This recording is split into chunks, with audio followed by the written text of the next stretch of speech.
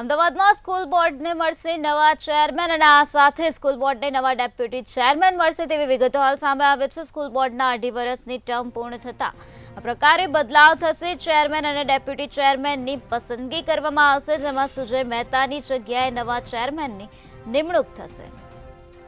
અમદાવાદથી આ મહત્વપૂર્ણ વિગતો સામે આવી છે, જ્યાં સ્કૂલ બોર્ડને નવા ચેરમેન મળશે, આ સાથે નવા ડેપ્યુટી ચેરમેન પણ મળશે। તો સ્કૂલ બોર્ડના 2.5 વર્ષની ટર્મ પૂર્ણ થતા બદલાવ થશે।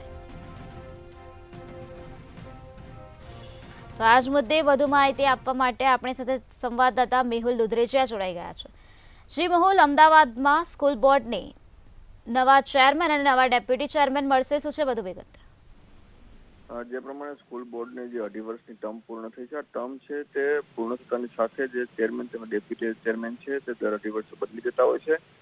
ત્યારે આવતીકાલે જે સ્કૂલ બોર્ડની જે મહત્વપૂર્ણ એજન્ડા બેઠક છે તેની અંદર નવા ચેરમેન અને ડેપ્યુટી ચેરમેનની જે છે જાહેરાત થવાની છે।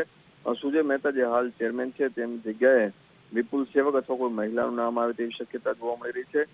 સાથે વાઇસ ડેપ્યુટી ચેરમેન તરીકે પણ જે એક નવું જે નામ જે છે તે જાહેર થઈ શકે છે।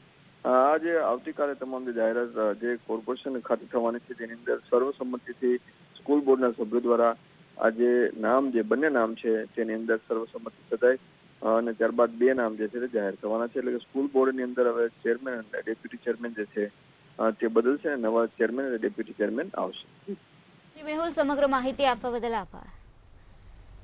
સ્કૂલ બોર્ડના 2.5 વર્ષની ટર્મ પૂર્ણ થતાં આ પ્રકારે બદલાવ કરવામાં આવશે, જેમાં ચેરમેન અને ડેપ્યુટી ચેરમેનની પસંદગી કરવામાં આવશે। સુજય મહેતાની જગ્યાએ નવા ચેરમેનની નિમણૂક થશે।